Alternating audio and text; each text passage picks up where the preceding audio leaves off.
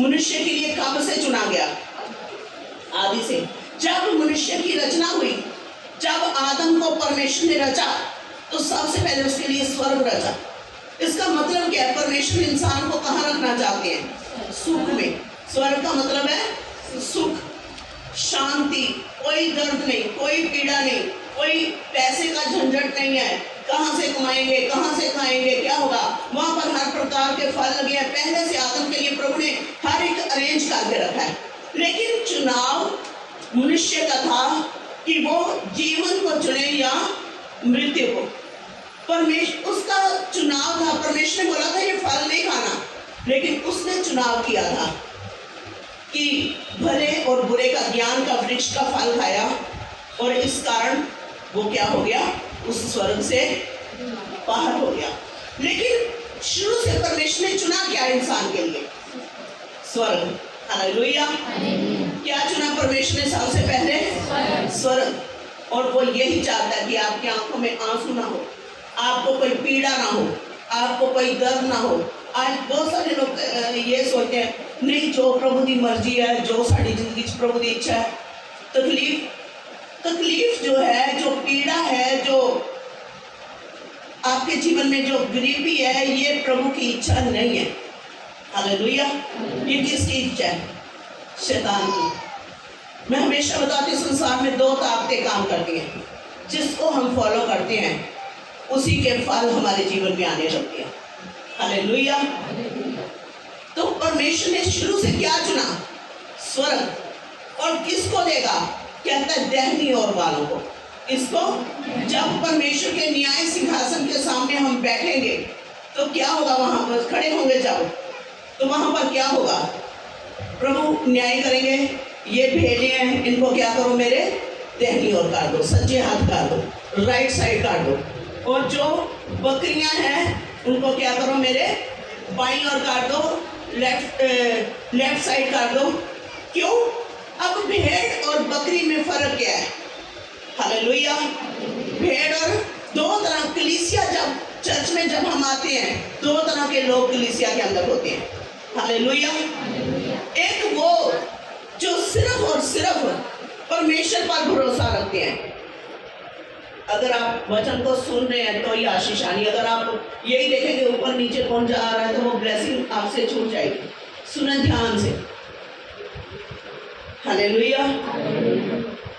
भेड़ों से क्या कहेगा प्रभु? कि मेरे दहनी और आ जाओ।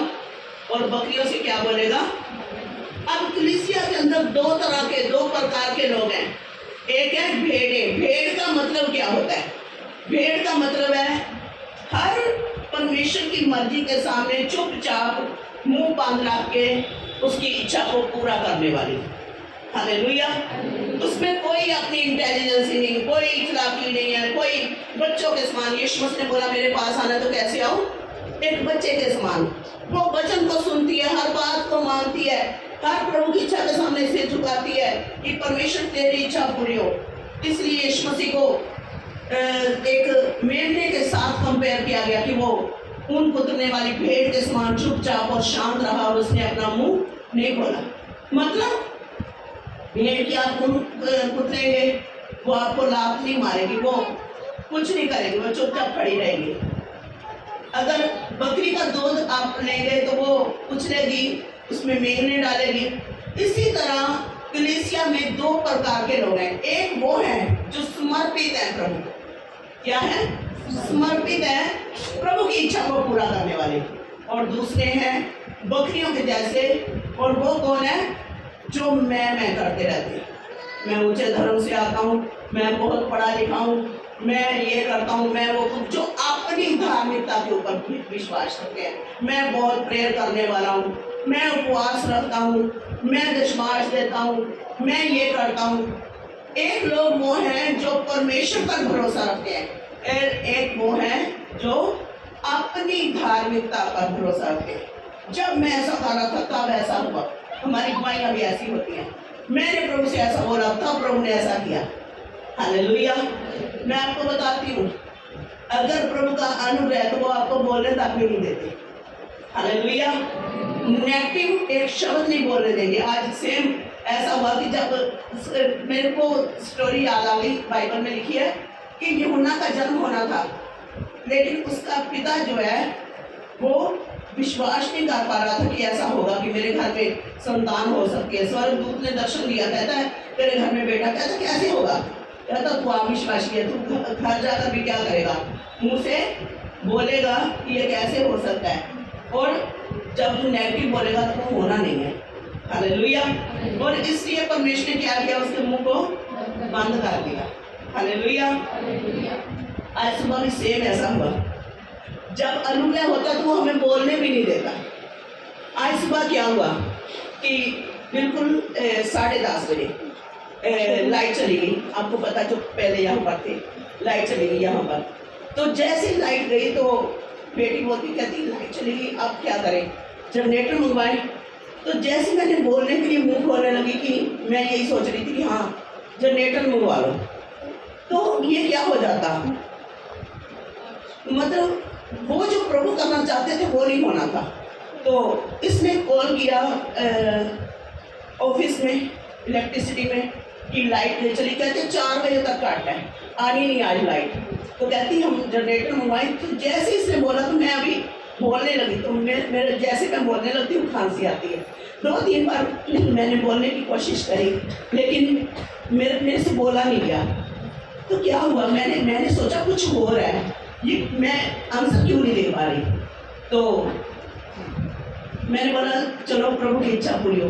उसी टाइम 4 बजे तक काट बोला था, ये ऑफिस से फोन आया था, 4 बजे तक काट और लाइट अभी थे। ये इसलिए नहीं होता कि हम सामर्थ्य हैं। प्रभु का अगर अनुग्रह है तो वो आपको नेगेटिव तक नहीं बोलने देगा। हालेलुया। अपनी धार्मिकता पर भरोसा थी, मैंने प्रेयर किया, लेकिन भेड़ जो है वो एक परमेश्वर की सामर्थ के ऊपर भरोसा रखने वाली चीज एक को दर्शाती है। भेड़ जो है आप उसको कभी गंदगी में मुंह मारते नहीं देखोगे। हालेलुया। उसको भूख लगी है ना, वो भूख से मर जाएगी, लेकिन वो कभी भी जाकर कूड़े के ढेर में, आप सुअर को देखो वो कूड़े के ढेर में मुंह मारेगा। उसको आप अच्छी चीजें भी दोगे वो नहीं खाएगा, लेकिन उसके भेड़ को देखोगे वो भूखी मर जाएगी, लेकिन वो कभी कूड़े के ढेर में मुंह नहीं मारेगी। इसी तरह जो अच्छा विश्वासी है वो भेड़ के समान है, उसका परमेश्वर उसे दे या ना दे, लेकिन वो कभी दूसरी छोटी घटिया जगहों पर जाकर कभी मांग नहीं करेगा कि मुझे ये चाहिए। हालेलुया। तो प्रभु ने बोला जो भेड़ें होंगी वो मेरे दाहिनी ओर होंगी। दाहिनी ओर क्या है? स्वर्ग, हमेशा का आनंद, हमेशा की शांति, जहाँ पर कोई दर्द नहीं, कोई पीड़ा नहीं, कोई क्लेश नहीं, कोई टेंशन नहीं। पिता की गोद है और आराम से वहां पर क्या करना है? प्रभु की स्तुति आराधना करनी है। लेकिन बाईं ओर कहता बकरियां कहाँ जाएंगी? बाईं ओर। बाईं ओर क्या है? दुख, क्लेश, नरक की भयानक आग जो गंधक से जलती है, जहाँ पर कीड़े हैं, उसके अंदर उस आत्मा पर वो कीड़े रहते हैं और आत्मा जलती है, भस्म नहीं होती और अनंत काल के लिए वो तड़पती रहती है। अनंत काल मतलब जिसका कभी भी अंत ना होने वाला हो। ये शरीर हम जानते हैं, आज अगर हम दुख में हैं तो हम बोलते चलो शरीर से छूट जाए, जान छूट जाएगी, तो कभी ना कभी इन दुखों का अंत होने वाला, 70, 80, 90 साल की आयु में। लेकिन जो आत्मा है वो कभी मरती नहीं है, वो 2 ही जगहों में जाती है, या वो स्वर्ग में या वो नरक में। और स्वर्ग में कौन जाएगी? जो भेड़ें जो समर्पित है प्रभु को। नरक में कौन जाएंगे? जो अपनी धार्मिकता के ऊपर भरोसा रखते हैं। हालेलुया। और अब प्रभु यीशु ने बोला कि हे धर्मी लोगों, मेरे पिता के धन्य लोगों, आओ और उस राज्य के अधिकारी हो जाओ जो आप जगत के आदि से तुम्हारे लिए तैयार किया। पहले से आदम के लिए मैंने जो अदन का बाग तैयार किया, उसमें तुम्हें वापस ले जाने के लिए यीशु मसीह धरती पर आया। उस अदन के बाद में आपकी वापसी करवाने के लिए वो सलीब पर चढ़ा और मारा गया मेरे और आपके लिए। और क्या लिखा यहाँ पर? किसको अब यीशु मसीह स्वर्ग में लेकर जाएंगे? 35 आए, क्योंकि मिशन है। 5 बातें हैं यहाँ पर। स्वर्ग में कौन लोग जाएंगे? कहता जब मैं भूखा था तूने मुझे खिलाया, जब मैं प्यासा था तूने मुझे पानी पिलाया। मैं परदेसी था और तुमने मुझे अपने घर में ठहराया। जब मैं परदेसी था तूने अपने घर में रखा, मेरा अतिथि सत्कार किया, मेरा आदर किया। मैं नंगा था और तुमने मुझे कपड़े पहनाए। जब मैं नंगा था, वस्त्रहीन था, तुमने मुझे कपड़े पहनाए। मैं बीमार था और तुमने मेरी सुधि ली। मैं बंदी गृह में था और तुम मुझसे मिलने आए। जब मैं बीमार था तो तुम लोगों ने मेरी सुधि ली, और जब मैं बंदी गृह में था तो तुम मुझे मिलने के लिए आए और मुझे तसल्ली दी। हालेलुया। ये कौन कह रहा है? प्रभु यीशु मसीह कह रहे हैं कि जब मैं भूखा था। अब वो कहता है कि सृष्टि मेरी है, धरती आकाश मेरे है। अब क्या ईश्वर को जरूरत है कि वो भूखा हो? क्या ईश्वर प्यासा हो सकता है?